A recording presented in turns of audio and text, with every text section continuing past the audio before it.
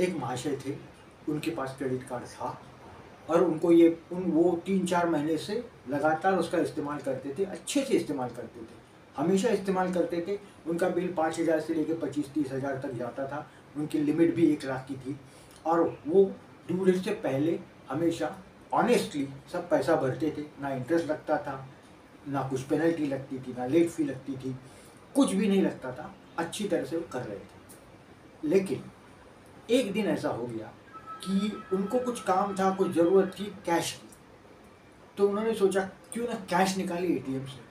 और उन्होंने एजेंट को पूछा हुआ था कि क्या मैं इस कार्ड से कैश निकाल सकता हूँ एटीएम से, और एजेंट बोला था हाँ क्यों नहीं, निकाल सकते हो। इतना ही बोला था एजेंट, तो उसने निकाला। अब उनको ये मालूम था जो भी पैसा होगा बिल का वो मैं ड्यू डेट के पहले भरता हूँ, ये भी भर दूंगा।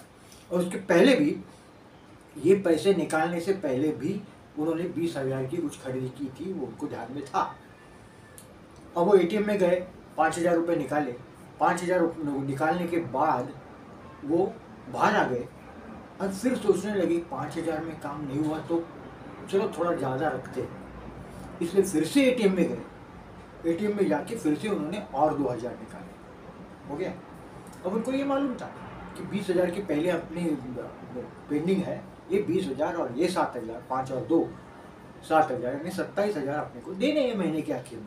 बिलिंग साइकिल जब कंप्लीट होता है तब 30 तारीख को अपने को बिल आ जाएगा, 1 तारीख को या 30 तारीख को भर देंगे जो भी है, ये मालूम था उनको। 30 तारीख को बिल आया उनका और उनके होश उड़ गए। होश मतलब ऐसा नहीं था पैसा बहुत ज़्यादा था कि वो भर नहीं पाते हैं, ऐसा नहीं था। लेकिन उनको लगा कि मैं हमेशा भरता हूँ, वैसे ही आज भी भरने वाला हूँ।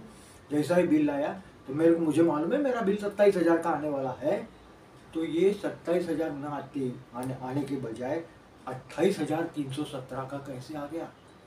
वो 1,317 रुपये कहाँ किसके लगाए।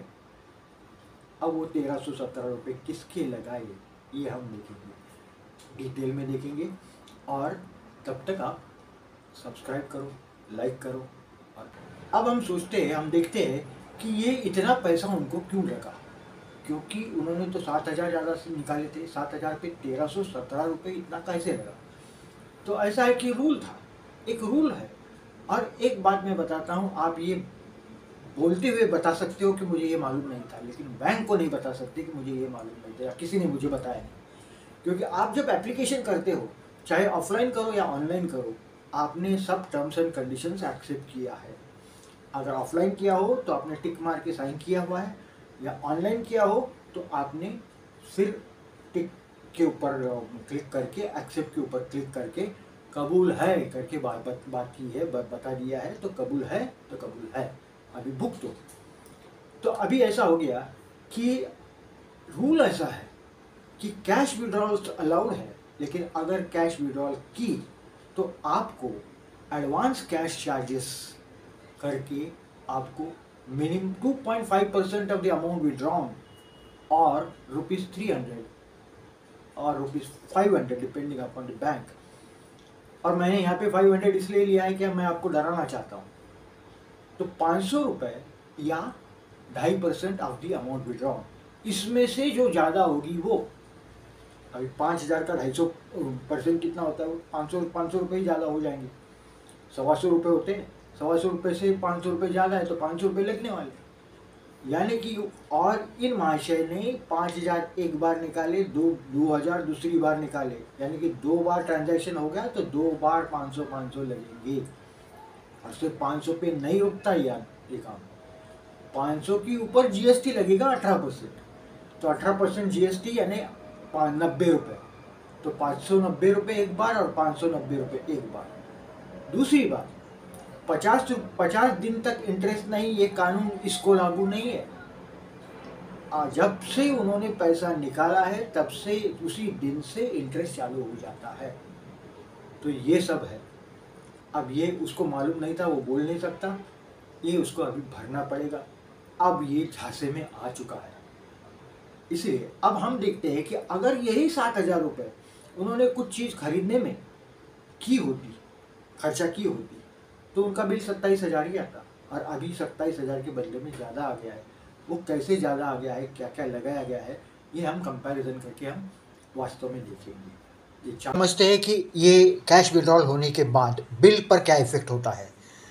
तो इन महाशय ने पहले ही 2 अप्रैल को 20,000 रुपये का कुछ परचेस किया हुआ है।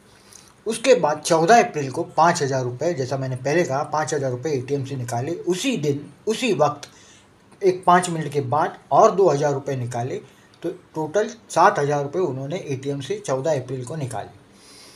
अब वैसा देखा जाए तो उन्होंने खर्चा कितना किया या विड्रॉल कितना किया, क्रेडिट कार्ड कितने अमाउंट का यूज़ किया, तो 20,000, 5,000 और 2,000 यानी 27,000 का क्रेडिट कार्ड का उपयोग किया।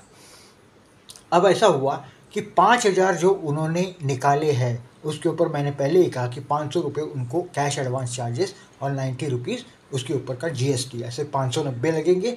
2,000 पर भी 590 रुपये लगेंगे, ऐसे हो गए 1,180 रुपये कैश एडवांस चार्जेस। लेकिन उन्होंने 14 अप्रैल को लिया है और ये इसमें इंटरेस्ट फ्री पीरियड में नहीं आता, मतलब पीरियड में आता होगा लेकिन इसके ऊपर लागू नहीं है। तो इसलिए वो 7,000 पर 14 अप्रैल से 30 अप्रैल तक का interest at the rate of 42% per annum, ये रेट से होते हैं उसके 17 दिन। तो 17 दिन के का इंटरेस्ट हो जाता है 137 रुपये, 137 रुपीज़। तो 590, 590, 137 इन सब का मिलके होता है 1,317 रुपये। यानी 7,000 निकालने के बाद उनको कितना बोझा और पड़ा, 1,317 रुपये। तो उनका हो गया 27,000 का 28,317 रुपये का बिल हो गया। या तो उनको 28,317 रुपये पूरा भरना है, या अगर मिनिमम ड्यूज भरते होंगे तो 9,117 रुपये भरने हैं। अब आप पूछेंगे 9,117 क्यों, 5% ही लगते हैं टोटल बिल के। तो नहीं, 5% सिर्फ परचेसेस जो किया हुआ है उसके ऊपर 5% लगते हैं, बाकी सबके ऊपर करीब करीब सबके ऊपर 100% अमाउंट मिनिमम ड्यू में आती है। तो 20,000 जो परचेस किया था उसका 5% यानी कि 1,000 रुपये, 5,000 और 2,000 7,000 रुपये, 7 और 1 8,000 रुपये हो गए, और ये 1,317 रुपये, ऐसा मिल के 9,317 रुपये उनका मिनिमम ड्यू हो गया। 7,000 कैश ना निकालते वो कुछ परचेस करते तो उनका बिल 27,000 का होता और उनका मिनिमम ड्यू 1,350 रुपये हो जाता, 5% of 27,000। So this is the difference. तो कैश निकालने के धोखे क्या है ये मैंने बताया। बात मैं और बताना चाहता हूँ, जब कभी आपको क्रेडिट कार्ड दिया जाता है तब आपको एक लिमिट भी दिया जाता है कि इस कार्ड के ऊपर आप कितने तक परचेसेस वगैरह कर सकते हो। मान लो 1 लाख की लिमिट है, तो उसके साथ साथ बैंकों के ऊपर डिपेंडेंट है 25%, 30%, 35%, 40% भी कैश निकाल से ATM से कैश निकालने की एक सब लिमिट उनको दी जाती है। मतलब आप उससे ज़्यादा कैश नहीं निकाल सकते। ये तो अलग बात है कि उसके ऊपर कैश एडवांस चार्जेस वगैरह लगेगा, लेकिन कैश इतनी निकाल सकते हो। कभी कभी ऐसा होता है, या तो पूरे 1 लाख की लिमिट है, उसमें परचेसेस करते हो कि आपकी 1 लाख की लिमिट ख़त्म हो गई, लेकिन आपको और कुछ परचेस करना हो और आपने लिमिट क्रॉस कर ली। हालांकि जब लिमिट क्रॉस करते हो तो क्रेडिट कार्ड ने वो अलाउ ही नहीं करना चाहिए, लेकिन अलाउ करता है कभी कभी। किसी बैंक में उसे क्रेडिट कार्ड पे होता है, अलाउ करता है। या कैश की लिमिट मान लो 30,000 है एक बिलिंग साइकिल में, वो 30,000 की लिमिट क्रॉस हो गई और 5,000 आप निकालने लगे, तो वो ATM से निकलने नहीं चाहिए, लेकिन निकलते हैं। क्योंकि मैं हमेशा बताता हूँ, बैंक तो यही चाहती है कुछ ना कुछ गलती करो ताकि कुछ ना कुछ चार्जेस आपको लगते रहे। तो होता ये है कि अगर एक गलती की, तो मैंने जैसा बोला कि इंटरेस्ट फ्री पीरियड ख़त्म हो जाता है और कुछ ना कुछ पेनल्टी लगती है। तो एक्सेस यूटिलाइजेशन चार्जेस करके और 500 रुपये लगेंगे। अगर ये माशे ने जो पैसे 7,000 रुपये निकाले वो अगर एक्सेस यूटिलाइजेशन में चार्जेस में आते तो और 500 रुपये लगते। और एक बात बताना चाहता हूँ कि किसी ने गलती से 200-300 रुपये भी निकाले ना, तो उसके ऊपर 590 रुपये लगने वाले हैं। 300 रुपये उसके जेब में आएंगे, 890 रुपये उसके डेबिट हो जाएंगे उसके अकाउंट, और इंटरेस्ट भी चालू। इतना डेंजरस है।